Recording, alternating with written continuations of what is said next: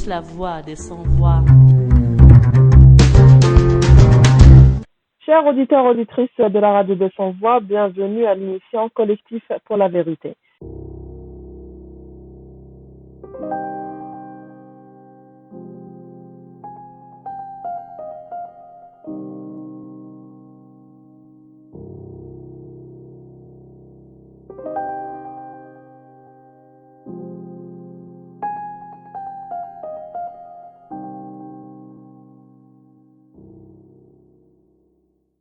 Nous allons parler aujourd'hui des violences conjugales et familiales en cette période de confinement due à la pandémie du Covid-19. Et pour parler de ce sujet-là, nous avons contacté Madame Nissem Zizi, cofondatrice du collectif libre et indépendant des femmes de Béjaïa. Madame Nissem, bonjour. Oui, bonjour. Bonjour et merci pour l'invitation. Merci à vous. Madame Nissem, pourriez-vous nous parler un peu du collectif libre et indépendant des femmes de Béjaïa, de faire connaître un peu aux auditeurs? D'accord. Alors voilà, le collectif libre et indépendant de Béjaïa donc voilà, est fondé en 2017 avec le 25 novembre, la venue du 25 novembre, donc qui est la journée internationale de lutte contre les violences faites aux femmes. Donc voilà, on a fondé le collectif. Oui, Sina, la nécessité de s'organiser justement à Béjaïa, tout en sachant que il n'y a pas vraiment des associations qui représentent voilà les femmes de la région ou encore qui les défendent ou qui les orientent. Donc on a décidé avec peu de moyens qu'on avait donc de se constituer en tant que collectif. Voilà, donc en résumé en quelque sorte par rapport à nos activités, donc c'est beaucoup plus voilà, c'est beaucoup plus la commémoration des journées de lutte. Et aussi notre travail se résume dans la conscientisation et aussi la sensibilisation des femmes travailleuses, des femmes voilà rurales dans les régions rurales et tout. Donc voilà, donc on fait aussi des caravanes de sensibilisation et aussi des conférences en se déplaçant dans différentes régions, comme j'ai dit. D'accord. Donc voilà. D'accord.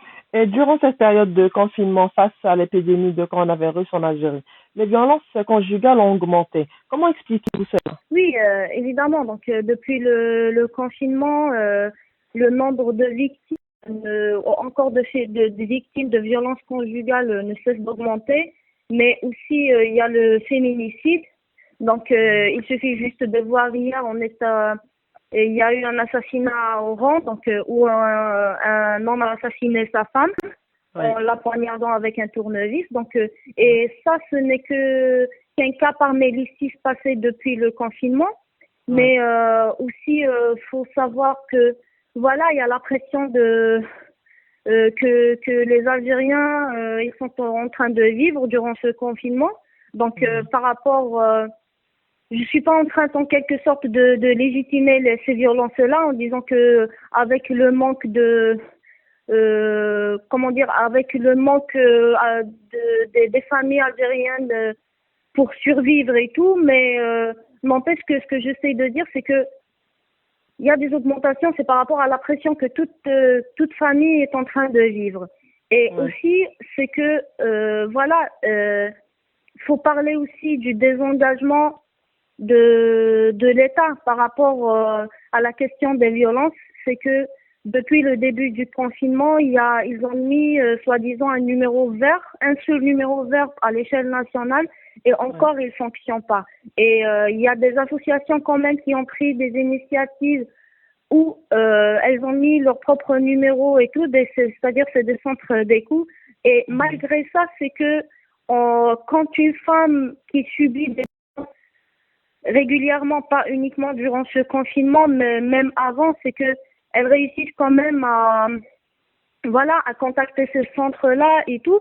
Et d'après leurs témoignages, les témoignages de ces associations-là, c'est que depuis le confinement, en étant donc enfermés avec leur bureau, donc même le nombre d'appels a diminué. Donc voilà, donc quand une femme se retrouve avec son bureau seule ou elle peut même pas appeler et encore elle sait même pas qui appeler vu que même l'État s'est désengagé. Donc voilà, soit elle se fait violenter, soit elle se fait assassiner. C'est une suite logique de ça. Oui, Donc mais en plus, il y a la plupart des femmes ne savent même pas qu'il y a il y a des associations qui ont des numéros verts qui peuvent venir à leur aide et tout. oui, oui. Oui, oui, et surtout avec le confinement, c'est que voilà, il y a les transports qui se sont arrêtés, il y a voilà, les avocats ou autres qui ont arrêté de travailler, loin de dire que ils sont pas là pour aider, bien au contraire. C'est que ça fait à peine une semaine où une femme a contacté notre collectif, une femme de la région, où elle a demandé de l'aide parce que son conjoint justement l'a tabassée et elle vit quand même dans une région rurale où elle n'avait même pas les moyens pour voilà, il y avait même pas un moyen de transport pour se déplacer voir un médecin légiste. Vous voyez un petit peu genre la difficulté de Oui. ces femmes-là, c'est-à-dire elles sont enfermées ou elles peuvent même pas déposer plainte dans le cas où elles osent le faire quoi. Mais sinon la majorité ne le font pas. D'accord. Et quelles sont les mesures qui ont été prises par votre collectif pour faire face à cela? Si vous recevez par exemple un appel comme vous venez de le dire. Oui, justement, pour l'instant, en fait, avec le peu de moyens, comme j'ai dit la première fois, qu'on dispose, tout ce qu'on fait, c'est voilà, c'est de les orienter. Ou encore comme le cas de la dernière femme, c'est que on a essayé en quelque sorte de voilà, de lui avoir un transport pour qu'elle puisse se déplacer voir un médecin légiste et aussi contacter un avocat parce que dans le collectif, il y a quand même des avocats et des juristes. Il y a même des psychologues et tout qui sont membres du collectif et qui essayent d'aider le plus possible.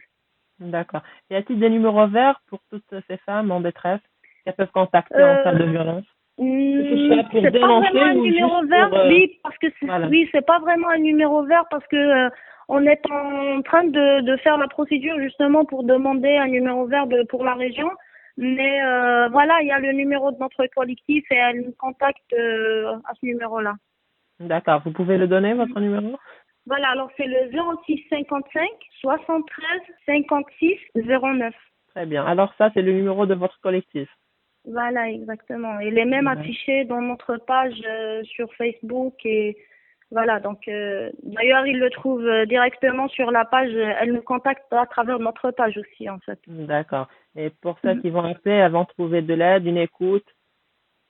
Oui, oui, on est en train de, comment dire, avec le peu de moyens, je reviens toujours au peu de moyens parce qu'on travaille avec nos cotisations, avec les cotisations du membre du collectif et aussi des fois, voilà, il y a des femmes, y compris des hommes de la région, voilà, qui sont sensibles à la question quand même, enfin, pas sensibles, mais aussi conscients de la question de la situation des femmes. Donc voilà, ils nous aident même par rapport à nos activités.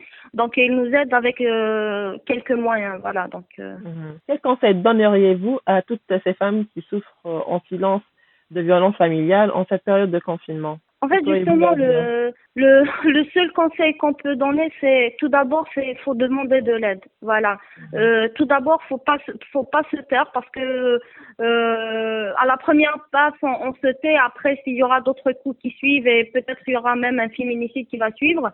Mais faut pas se taire et c'est pas seulement à ces femmes-là qu'on donne conseil comme quoi faut dénoncer, faut pas se taire, mais y compris l'entourage parce que il y a beaucoup de voisins, il y a beaucoup des membres de famille qui entendent ça et qui ne réagissent pas. Du coup, ils deviennent tous complices de ce silence-là, ils deviennent tous complices de ces violences. Voilà, donc faut jamais se taire. Y compris en tant que collectif, y compris en tant qu'association, les autres associations et collectifs à l'échelle nationale, où elles essayent quand même de faire de leur mieux en réalité pour aider ces femmes-là. Mais aussi, comme j'ai dit, faut dénoncer le désengagement de l'État. Voilà, donc il n'y a pas d'aide de l'État pour les associations et les collectifs, mais aussi faut savoir que elle n'a pas mis vraiment des mesures correctes pour justement pour faire face à ces violences-là. et encore elle s'est donc désengagée complètement malgré le nombre de féminicides qui a augmenté. Comme j'ai dit, il suffit juste de voir hier, il y a eu un autre féminicide. Donc il y a le silence total de l'État par rapport à ça. Un dernier mot, Madame Vivi. Voilà, tout ce que je peux dire, c'est que, comme on dit toujours, c'est que la lutte continue. Tant qu'on n'a pas l'égalité, tant qu'on n'a pas notre place tant que notre société ne nous considère pas autant que citoyens à part entière. Donc voilà, la lutte continue et on continuera, y compris après ce confinement, durant ce confinement avec nos initiatives et après ce confinement, c'est qu'on continuera notre combat. D'ailleurs, il y a une énorme solidarité, pas solidarité seulement, mais aussi c'est que même à l'échelle nationale, les collectifs, y compris les associations, on est en train de se constituer en un front unique. Tu vois un petit peu le truc pour justement pour lutter contre toutes ces questions-là en formant une seule force pour qu'on puisse frapper tout ensemble. Voilà. Merci Madame Vivi Wissam d'avoir tenu cette entretien avec nous. Je remercie aussi tous nos auditeurs et auditrices de nous avoir écoutés et je vous dis à bientôt pour un autre numéro.